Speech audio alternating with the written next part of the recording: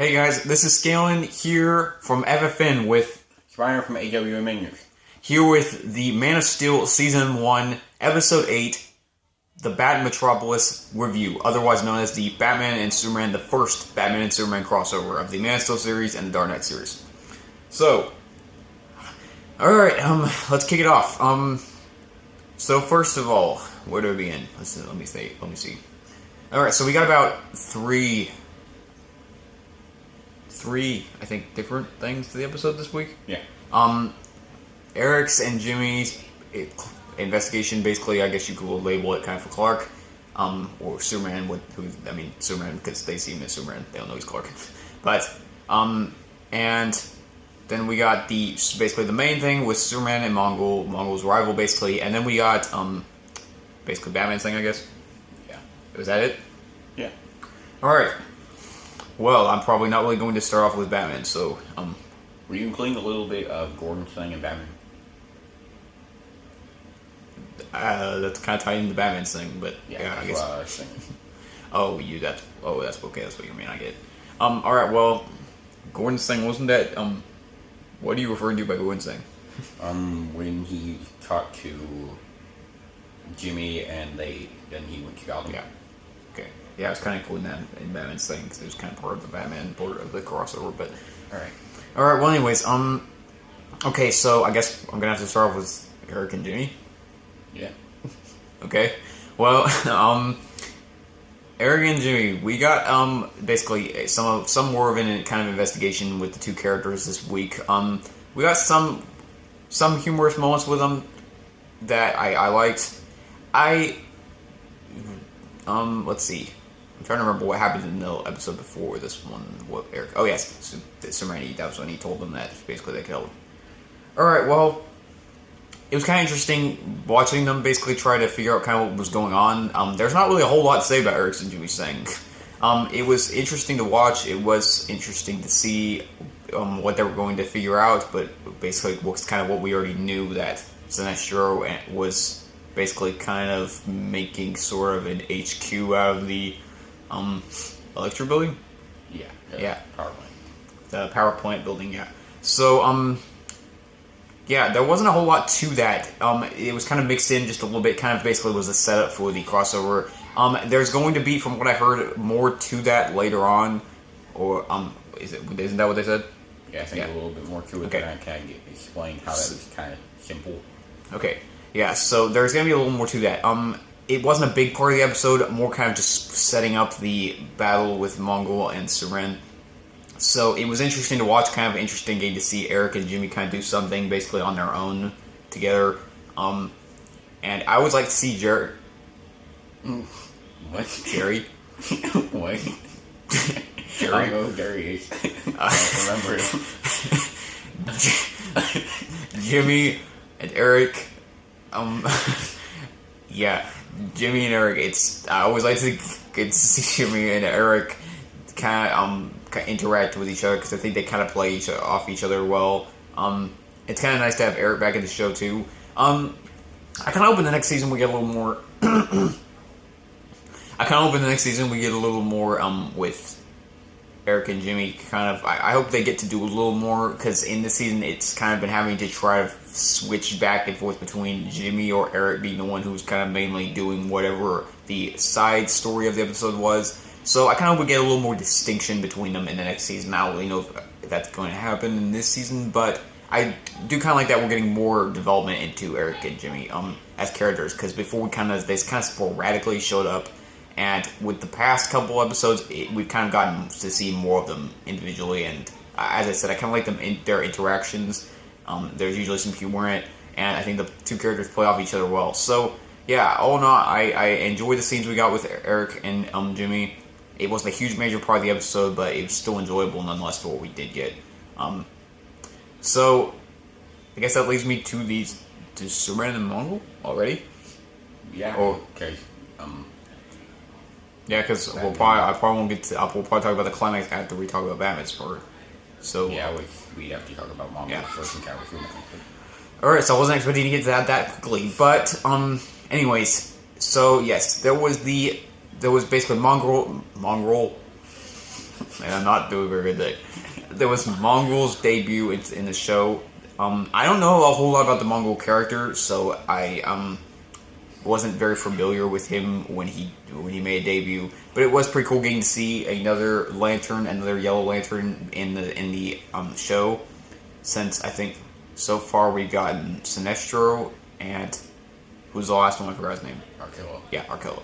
So it is pretty cool when we get to see more of the Lanterns come in, and I would like it when they bring more of the comic villains into the show. And I think Mongol made a pretty good villain. I wasn't sure. I have to say I'm not entirely sure necessarily that Superman absolutely needed Batman for Mongol, because Lex Luthor's got quite a big kryptonite, so I don't really see how he's too much different from Lex Luthor in that regard, because Lex Luthor has a lot of kryptonite in his suit, doesn't he? Yeah, that's it. So I don't necessarily know he needed Batman, more or less maybe just to kind of find a way to beat him without calling him Batman, but it didn't really matter, because it was basically an excuse for us to get to see Batman and Superman work together, which works for me. And the armor idea they came up with of him creating the suit of kryptonite, I think worked pretty well in that regard. It kind of helped it more. Basically, it kind of gave Superman more reason to need help apart from just being able to do it on his own. And it was kind of a clever thing to put in there, since we haven't gotten really anything like that with the kryptonite so far, other than Lex Luthor basically kind of integrating into a suit. So, yeah, I think Mongol made it for a pretty good crossover villain. And a pretty good villain for basically of the episode period, basically a good villain of the week. I wasn't sure how I was going to feel about him at first, because he kind of just seemed like one of those bad guys kind of we see come in and basically attack Superman and fight, and that's kind of that. But I think the whole kryptonite armor and basically his scenes with Sinestro and basically even the scene where we got to see him basically kind of talk to Darkseid gave him the armor, I thought was pretty cool. So yeah, I think we got some pretty good development from Mongol for this one episode that he was in. I wonder if we'll ever see him in the future. I guess we'll just find out. But yeah, I think Mongol made it for a pretty good villain of the crossover. A fairly good villain. And I think his battle with Superman was pretty cool. I liked Superman in this episode because I felt like Superman really was acting like the Superman I'd like to see, the one who's kind of leans towards the humor, but can be serious when he needs to be. He's just got the good balance right now, the right balance of the comic version and their own version. So yeah, I think Superman's been pretty good. I liked Superman in that fight, and I thought that was a really good battle. I thought it was a really cool battle. And yeah, it made sense for Mongol to decide that he kind of needed to go and basically make something more of a kryptonite other than carrying it around like he was trying to fight Superman. So yeah, I guess that kind of made sense of why he needed to go do that. I was kind of like, I don't know at first, because I was thinking that seemed kind of like a convenient way for him to just have to leave. But then, I thought about it and it kind of made sense. He probably needed something better and something more functional to fight Superman with. So it all in all was a pretty good fight scene. It was pretty cool to see Superman fight Mongol before the climax. And as I said, the kryptonite armor is a pretty interesting, clever way to have Superman basically need help. So yeah, all in all, we got some pretty good action with that this week. And I liked Mongol as a villain. I think he made a good villain for the crossover. That leads us to Batman, and I'm gonna go ahead and talk about Gordon real quick beforehand. I really like to see Gordon in the series. I like him as a character. I hope we get to see kind of more of him in the future, because I think he kind of makes a good character. I was gonna say good villain.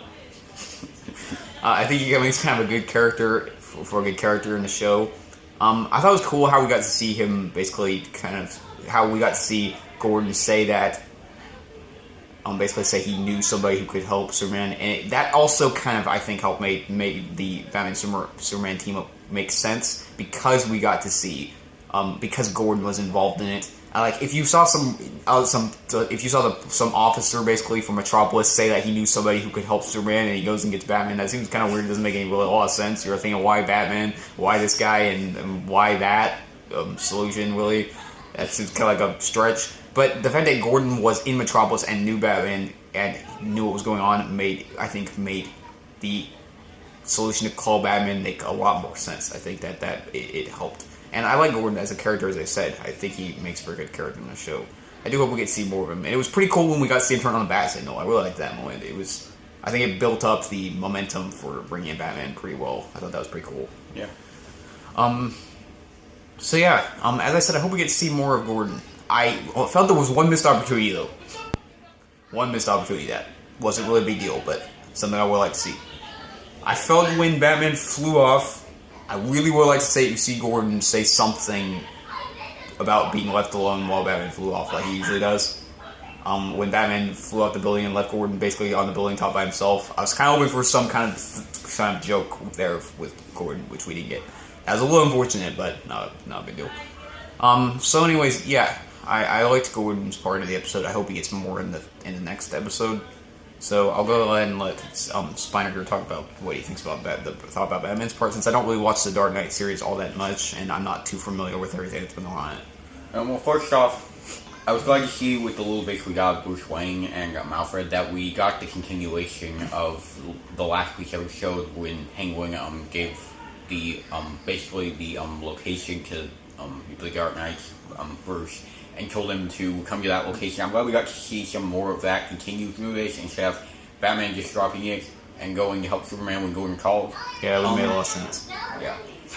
And I also like the fact that Batman and Alfred were looking into the location because Batman was suspecting that it possibly could be a trap, and that the location that he was telling Bruce Wayne Batman to go to was not actually the correct place he was talking about, basically that it could be a trap.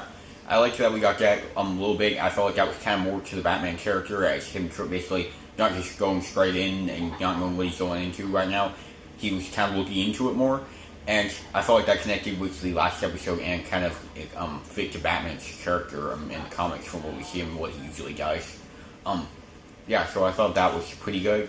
And I also liked the little bit of the continuation for Bruce Wayne's project, and that we kind of got an idea of when, everybody in that crowd was asking like when it was going to happen, and we actually figure out when that's going to happen. So I kind of wonder what's going to go on with that. If anything's happening with that in the show, I'm pretty sure it will. I'm pretty sure the whole project thing wasn't in there for no reason whatsoever. So I'm pretty sure that'll go somewhere. And I was glad to see we got a little bit of that in this one part of the crossover too.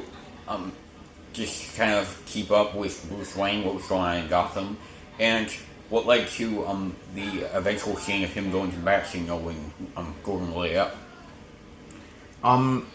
Yeah, I think that maybe it would have been, it probably worked a little better if we could have got a little bit more screen time with Batman before the bat signal, because unfortunately there was quite a big length of time between the time where we saw that one scene of Bruce Wayne basically doing his presentation and then the scene of the bat signal being turned on was quite far apart. So I think that it probably would benefit maybe a little more if there was something in between there, because it was quite a big time length between. But yeah, all in all, I still think it worked. I still think the Batman and Superman scenes and them coming together pretty much. I think the way that they made it come together worked pretty well. I think it blended pretty well. So that brings us to the actual Batman and Superman team up. If I have anything to say, any negatives on that, the only thing I'd say is that I wish we could have saw more of it. It was pretty. I really liked seeing Batman and Superman there. I think there was some good humorous moments, and it was just classic Batman and Superman. Yeah, it was pretty cool getting to see both characters from the show. It's kind of like take on the comics and both come together and team up to stop the bad guy. It was pretty cool getting to see that. And I think we just saw that Superman-Batman relationship that we like to see usually. Yeah, I think they worked out pretty well. The actors did a pretty good job with that. And I unfortunately, I don't think it was, not unfortunately, because, not that I wanted to blame them for it, but it's not... I think the reason that we couldn't have really got a whole lot of Batman and Superman together in this episode was because that Batman's episode ended with the Penguin message, so Batman couldn't really spend a whole lot of time in Metropolis with Superman. It wouldn't have made sense. So unfortunately, they had to kind of cut that down a little bit because of where it took place in the storyline, and that's, I think, why we couldn't have got a whole lot of them together, unfortunately, for this time around, because of that. So I don't really think it was necessarily the writer's fault in that regard. I think it was just an inconvenient timing of the story that was going on in Dark Knight. But the crossover, what we got to see of them together was really awesome. I mean, it was really cool seeing them come together in the end. And then I think we got a really cool fight scene with Batman and Superman when they battled Mongol. Yeah, we got the combination of Superman's abilities and Batman's daggers and skills, and it lined up for a pretty cool battle with Mongol because Superman was taking the range and Batman was taking the close combat attacks. I kind of liked how they both got their positions in it with that, and how they both were kind of using those to stop him. Yeah, I thought the takedowns were pretty cool too, the way they defeat him. Yeah, the back claw and the slam Superman did, yeah. The combination of that, they both got a way to take him down. That was pretty good. I thought that was pretty cool. And let it be said that the actor who played Mongol actually got scratched by the actor who played Batman in that fight scene. So people can remember that he actually got injured during that fight. Yeah. So yeah. Backlash sharp. So yeah, all in all, it was a really cool showdown with Batman and Superman. It was really cool seeing them fight Mongol, and as I said, he made for a pretty good villain to battle them both. I'm wondering how tough Mongol is in the comics, because I'm wondering if Batman and Superman will quite be easily able to take him out if they work together in the comics. They might have wound up having to make. Do you think they might have wound up having to make him a little bit tougher in this episode to kind of maybe yeah, face I did see a picture not long ago of Superman kind of looking like he was kind of beat up on the ground, and him holding Mongol and Batman in the air. So I'm thinking he's pretty tough, and while seeing him in the comics, I mean, he is pretty tough. Okay, so he could fight Batman and Superman together, alright. Yeah. Okay, so then they didn't have to make him tougher to be able to. So he was a villain that could battle with Batman and Superman. That's actually better to know now that I know that, because that makes him. That seems now. That makes it that is pretty good to me now, because I didn't know basically whether or not they were just choosing a villain to basically fight Batman and Superman. Now that I know that he's a villain in the comics who can actually fight Batman and Superman together, that makes him kind of more seem like a better villain for the crossover. And now I'm more happy with the choice. So all in all, yeah, that was a pretty good battle. I think that we got a pretty good climax with them. I remember jumping there. I mentioned it, but we got a little bit like Lugo this week. Oh yeah. Yes, right. Well, Lex Luthor was awesome as always. I really don't have to say a whole lot about him because everybody knows my opinion of Lex Luthor already. We got some pretty good humor with Lex Luthor actually. And yeah, especially I will say that I found the lantern thing really funny. I didn't see that coming, so when he was talking about the lanterns, he was confused about it. I found that really funny, quite funny. So yeah, we kind of did some humor in the episode that I like in the Man of Steel series, and it was good to kind of get to see what he was up to since the last episode, because the last episode was basically a Lex heavy episode, so we kind of needed that.